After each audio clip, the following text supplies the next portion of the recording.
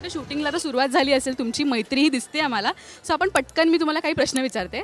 Who is more likely to, म्हणजे हे कोण करू शकतं हे मला सांगा. ओके, आणि बाप्पाच्या इकडे उभे म्हणजे सगळे खरंच बोलतील है ना. ओके, कोण सर्वात आधी लग्न करेल? लग्न झालंय दोघींचं. झालंय आणि त्यांच्या तिघींमध्ये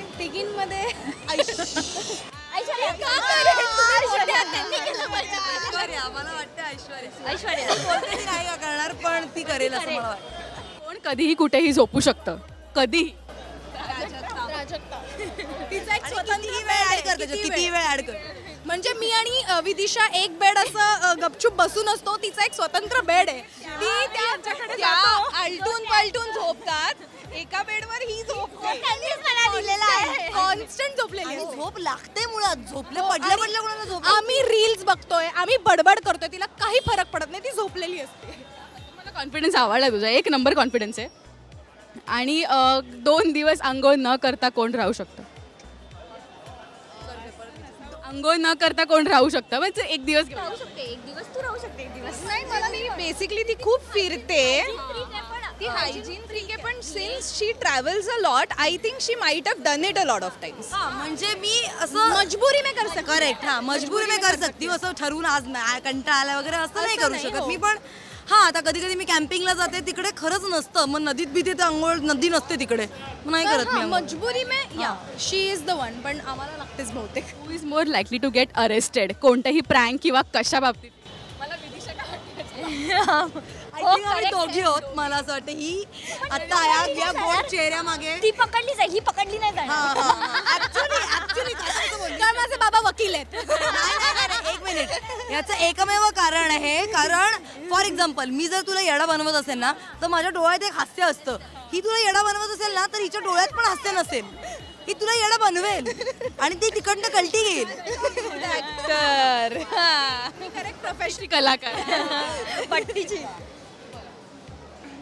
एखाद्याला रडू कोण शकतं? म्हणजे एवढा प्रँक केलं की तो रडला आणि मग शेवटी अरे नाही हा प्रँक होता, असं मला असं वाटतं रमा राघवच्या सेटवर झालं असावं बऱ्याचदा हे. हो, म्हणजे असं झालंय आणि मीच रडवलंय, मीच असते आता पुढे त्यामध्ये, त्यामुळे मला नाही रडवलंय कोणी, पण मी बऱ्याच लोकांना प्रँक मध्ये रडवते. आय थिंक थोड्या फार फरकात सगळ्यांकडे आहे आमच्याकडे.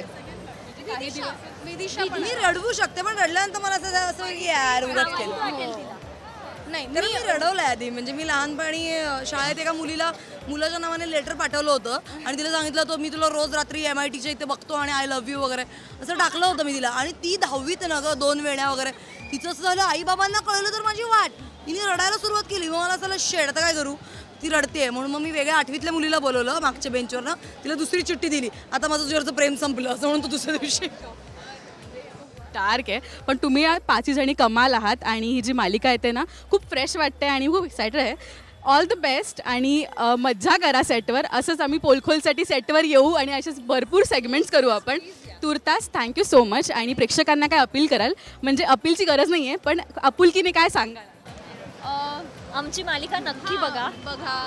मला एक आगळा वेगळा विषय आहे, सासू सून ड्रामा नाही आहे, त्यामुळे त्यापासून रिफ्रेश व्हायचं असेल तुम्हाला तर प्लीज या आणि संध्याकाळी 7:30 वाजता कलर्स मराठीवर पिंगा ग पोरी पिंगा आमची सिरियल नक्की बघा 25 तारखेपासून. येस, आणि मला असं वाटतं की मैत्री, तुम्ही सासू सून आणि घरचे विषय सगळे झाले असतील तर मैत्री कुठेतरी होती तुमच्या आयुष्यात किंवा असेल अजूनही, तर त्या मैत्रीसाठी ही सिरियल बघा.